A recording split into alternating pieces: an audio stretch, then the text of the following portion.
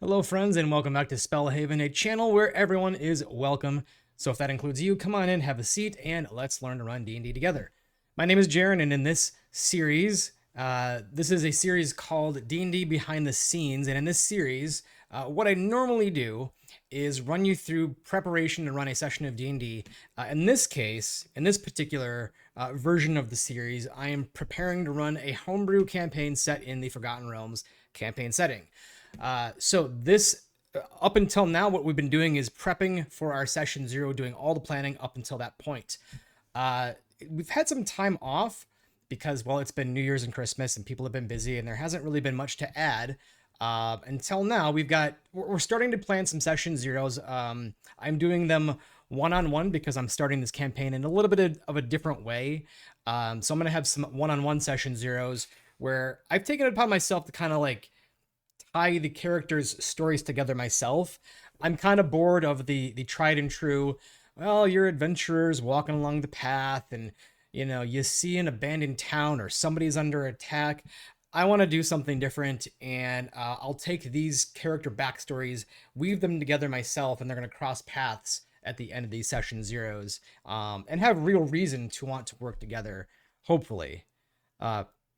That's always kind of the challenging part, right? But I have new information, new character backstories. I gave everybody about a 6-question questionnaire to help me tie their character into the story and start to weave some details.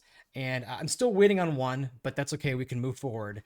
So I already received information from one of our players, a character named Rowan, and we now have 2 more, which I'll go through now and talk about what I'm doing for these session 0s. So we've got Neve, and I actually have to point this out. It's another character with an Irish name. I had to look this up, how to pronounce it, because I was definitely getting it wrong in my head. It's not Neum, it's Neve.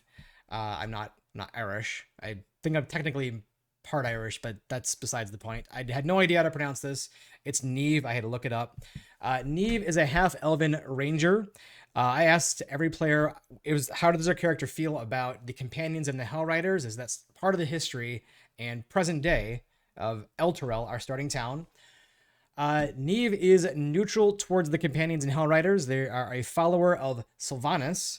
They're not really in tune with the big city social cues. They came to Elturel to sort of prove their own worth and seek their own way. They're looking for somebody named Barker Brock. So this is another thing that I asked every player. I said, give me an NPC that your character knows in Elturel. I want to give them some connection, somebody that they know and can go to, just to help fill out the world a little bit. So they're looking for somebody named Barker Brox, who is a local merchant in Elturel who once served their family as a guard. Also, I have mentioned they're looking to make a name for themselves. I also asked them for an item that they might have lost at some point or that they're looking for and haven't found yet, because I want to be able to tie that into some, I don't know, maybe longer term story arc stuff. This character had lost a bracelet her birth father left for her mother the last time that they were together. And I got to clarify with the player if this means that their parents are dead, did they separate, what happened. Lost it while being bullied in the woods, being bullied for being a half-elf. So that's sort of why this character is coming to Elturel to prove their own worth. And to find Barker Brox. So we'll get into how we're tying that into the session 0 in a minute. We also have this character named Aster Strongroot.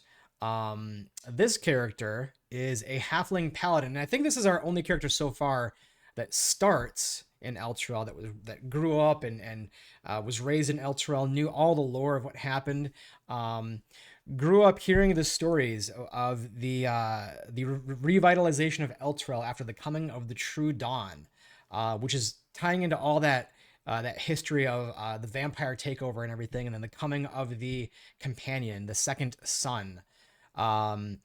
So this character, Aster Strongroot, grew up hearing all these stories, but was probably not alive during all of it. Maybe, 15, 20 years after the fact, that's when this character grew up. Follower of Shantea, which I'm very excited about. In case you are just joining now and weren't around for the earlier episodes of this series, one of the unique things in this campaign setting that I'm deciding to do is to make gods, deities, a little bit more accessible. I've for a while been kind of annoyed with how a lot of times deities are portrayed, where they are this really lofty, hiding behind the divine gate figure that you can never really get in contact with.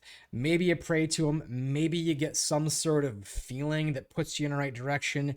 Maybe you're a high enough spellcaster and can cast divinely tied spells that actually lets you communicate. I'm kind of tired of that. So in this world, deities are more like people that you can just go talk to. They might show up in the same place depending on where you are. Maybe you always go to the forest and you find Shantae, for example. But I just want something that's a little different. So I'm glad that this player chose Shantae because I already have an idea of how I want to portray Shantae. Follower of Shantae neutral towards any other deity or group for the most part. I already mentioned their family was they were sort of a major player and made a name for themselves as being part of the revitalization of Elturel, and now owns a floral and produce shop. I think these are supposed to be separate businesses, but are prominent in the economy of Elturel. And also motivated by the fear of not being able to protect the ones they love. I also asked every player to tell me, hey, what is your character motivated by? How can I drive them forward? And then the item that they own is actually this Shantan pendant that they keep on them at all times. So somebody that's not they don't have a group they travel with, but they are eager to find some people to protect. So already setting it up to be a good character in a D&D setting. Always nice when your players make characters that want to be adventurers. So I have these separate session zeros that I have to tie together, and my plan originally was to everybody kind of has something similar, and where they're all being framed for this multi-attack murder on the high what is it called? I don't remember now. I've been reading so many names lately. The High Observer. But I think I'm going to do something a little bit different than what I originally planned. We're going to have separate and character specific session zeros that are all different. But they're going to kind of tie together. They're going to have similar themes of seeing signs of these incarnates. I've decided I'm using the incarnates from the Radiant Citadel, but not really exactly. More just the concept of it. So maybe we'll get into that as we progress into the campaign. I don't want to get too detail heavy in this singular session, this singular video. But these session zeros are all they're gonna take pieces of each other's backstory unbeknownst to my players, and they're gonna kind of weave them together. So for example, in this in Rowan's arc, I already kind of like talked about this a little bit, but in preparation for this video, talking about my prep going forward, I decided to actually write out what I was going to do for session zeros in a bullet point fashion, just to remind myself so I don't lose track. Rowan's, this was the merchant, not even really a merchant, but came from, I need to add this. I'll pull this up really quick and then I'll add it. Give me 1 second while I find the map of the overworld where Elturel is, of Elturgard.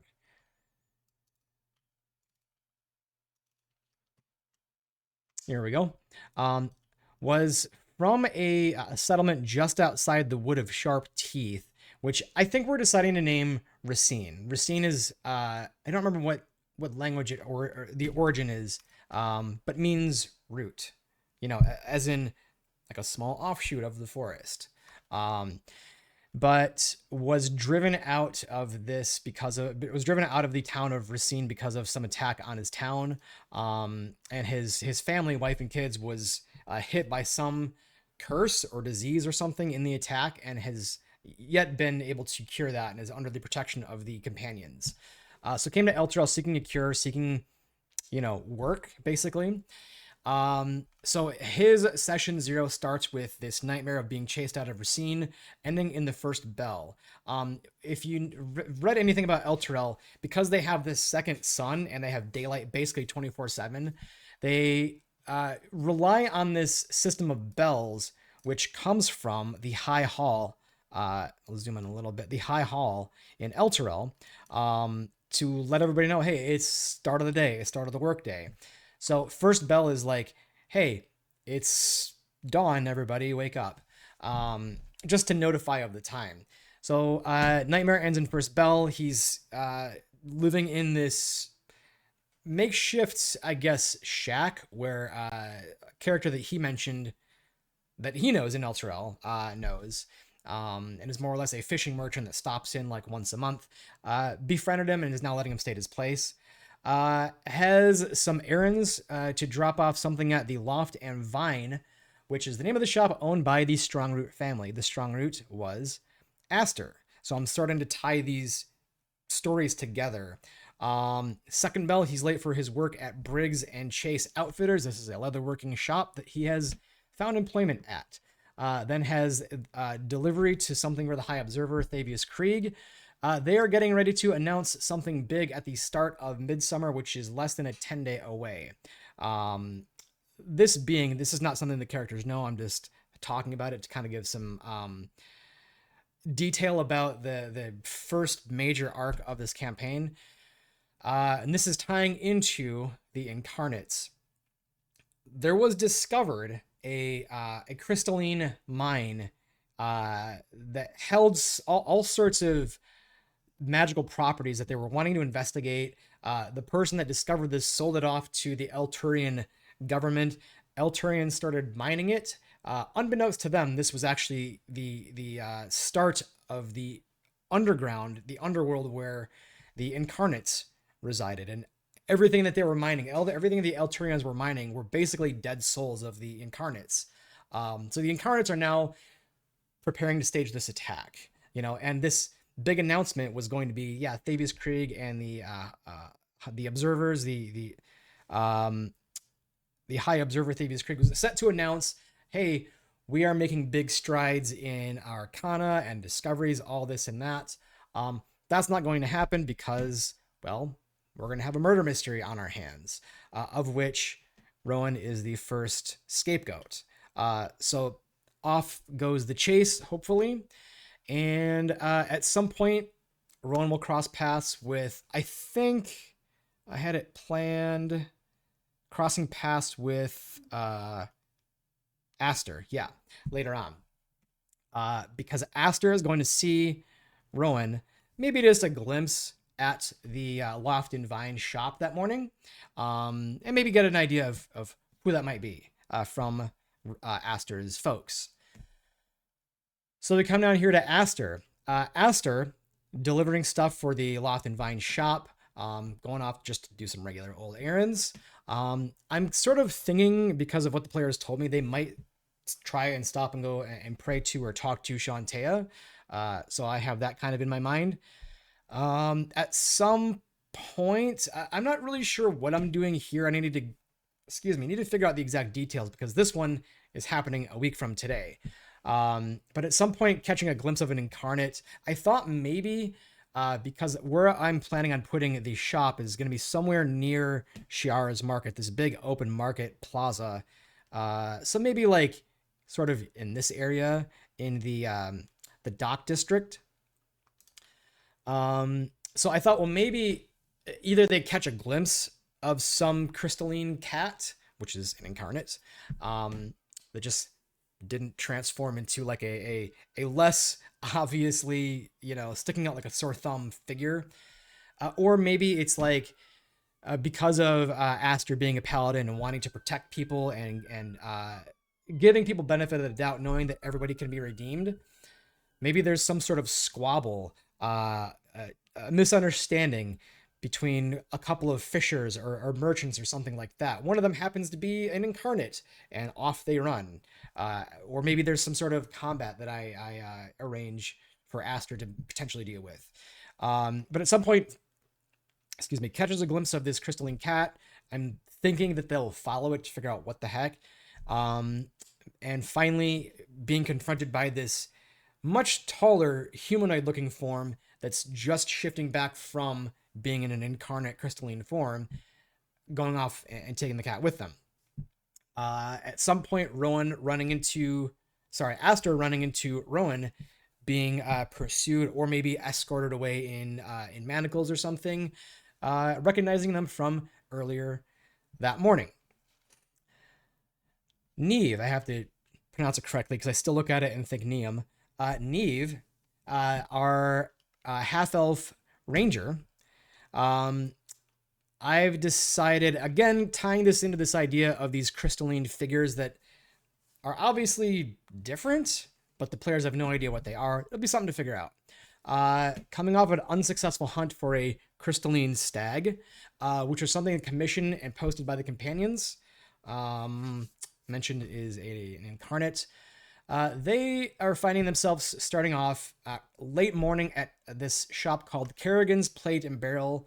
Plate and Barrel because I love plays on words, and it's not Crate and Barrel, it's Plate and Barrel because that's the name of an inn. Popular middle-class tavern and inn in El Terrell, probably also somewhere near the market, maybe a little further north. Still looking for Barker Brox. They plan on having a little bit of a role play in this area, as they mentioned that their character is not really in tune with social cues. So I'm imagining a little bit of, we'll demonstrate that. Maybe they get roughed up a little bit. Maybe someone, runs into them in the hustle and bustle and kind of, Neve is left off guard, off kilter, not knowing what to do. Barker Brox, Kerrigan, the proprietor of Kerrigan's Plate and Barrel, hasn't seen him in a few weeks. Neve will catch a glimpse of some strange patron who doesn't seem to be noticed by anyone else. They notice some strange, almost like a visual hallucination of rippling around them. And then this strange patron is a little bit shocked that Neve notices and bolts. This is another NPC I'm going to introduce called Risa Longstrider. Has no idea what's going on with her. Also formerly a resident of Racine, where Rowan came from. Rowan can recognize this character at some point. Again, just craftily tying all these stories together on my own. But this is not necessarily tying into the incarnates, but it is tying into this idea of strange anomalies happening. So not necessarily session zeros with a lot of combat, but they will hopefully tie these stories together. I'm imagining I'm going to have to just kind of roll with it, and we'll figure out how to really tie them together. All the playing in the world kind of falls apart as soon as you roll the dice and sit down at the table. I know that, but this is just my starting ideas. And then a fourth character I've yet to hear from, but I'm excited to tie their character in too, because I know that they're a good player. So another thing that I have done in the meantime, I'm starting a page in my notes that's just El Terrell, where I'm going to put points of interest, things to note about El Terrell, just taken strictly from the Wikipedia. If we take a look here, and if you read through any of that, you'd know that El Terrell is sort of separated into two districts, right? You've got anything that's the High District, I think that's what it's called. The High District and the Dock District. The High District sits atop this high cliff, of which runs through the garden. There's a series of there's a natural spring that originates at the top of this sort of narrow cliff, and falls into a canal that kind of runs around El Terrell before connecting with the Kyanthar River. There's this really beautiful garden that runs through the High District. Everything that's not the High District is the Dock District. Everything off to the right here. I'm not exactly sure. I'm gonna have to look up. I don't know if this is all also High District or if this is Dock District. It looks to me like the only thing that is the High District is this central sliver here. So I have to look this up to be sure. But that's kind of how it's separated. So I am making a page to put points of interest, things to remember, things to keep in mind as I go forward. I've also added some of these new NPCs into my NPC page. So for example, Barker Brox, Risa Longstrider, Kerrigan Lambert, which is the owner of the Tavern and Inn, and then Briggs. And then this person who I decided to name Aharis Rubador, the High Arcanist of Elturel. I don't know if canonically in the Wikipedia that position exists, but in my canon, in my campaign, it does. So that's what I'm giving the name to. I just made this page today. I don't remember exactly where I got this map from. I got to turn this off. I don't know why that's like that. Let's change this while I'm here. I think because I just made this this game in Roll20 yesterday. So let's go ahead and change my display name and also video display, player video avatar, names only. There we go. But I want to make a new page where I can bring in the overworld map. Just so it's really easy to show players really quickly. I might also put it into the journal. Not sure yet. We'll see. We're to map layer. Map. Let's make that a little bigger.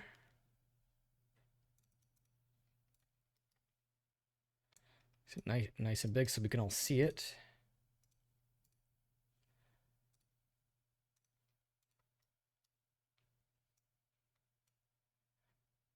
Oh boy, this is gonna get totally totally distorted. I'll just have to live with it. It's fine. It's fine, everybody. Wait a sec. Did I go too narrow? No.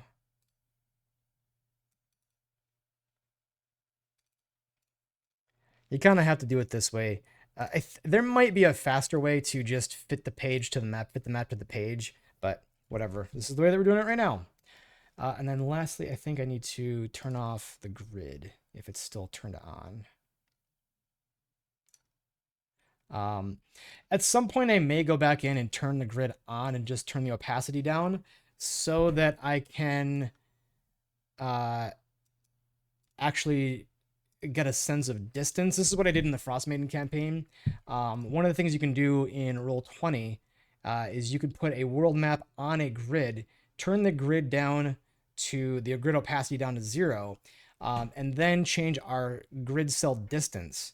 So for example, if this was accurate, we could say, okay, now instead of feet, I can see that Elturel is, oops, you have to grab the correct tool. I can see that Elturel is, we don't want to snap, no snapping. I can see, oh, it's 35 miles. I don't know if that's accurate. I'll have to look up the scale. But that's one thing that you can do in Roll20 if you want to give your players a decent world map that's to scale. You're going to have to go in and sort of tinker with these numbers to figure out exactly. And I don't know what the scale is here. I'll have to look up to see. But that's one thing that you can, one trick you can do with Roll20. But I wanted to include this. I actually need to put, let's make a, well, I wonder if I can do this. If I give us a white, no, that's backwards. I want a black dot with a white outline. Something like that. Let's put it, looks good.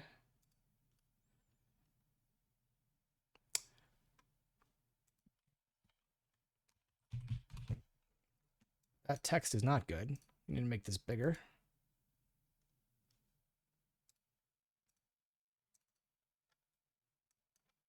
Oh, is Roll20 going to be a pain? It is.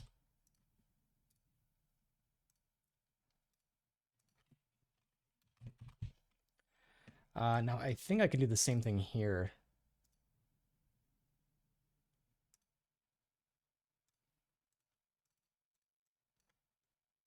Can I not do it this way again?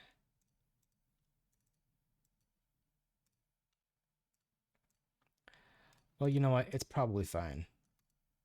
I just wanted to mark where that town is. That's good enough. we can all see it. I'll go back in and maybe fix it later. But I also wanted to put a dot for there.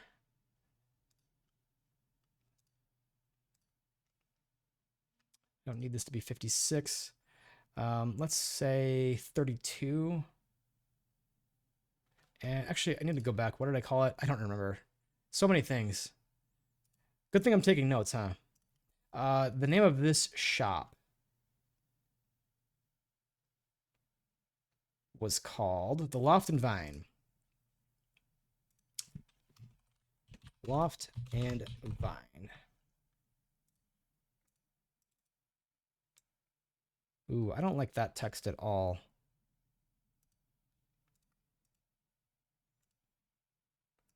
Can I put this up here? Draw an arrow to it.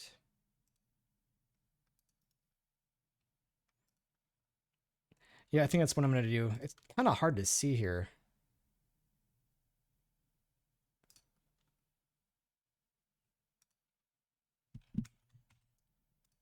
Now I want a black line.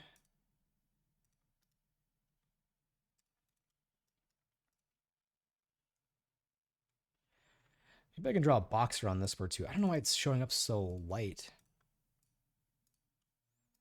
Maybe if I draw something like that. I don't like that either. This is probably fine. What else? Anything else that I need to mention here? I think I'm pretty much, I have the ideas. I might not be articulating all of them for the purposes of the video, but I have my ideas. I think this will get a little bit more clear once we actually delve into the sessions and I can start to parse away what's not needed and clarify what direction the campaign's going.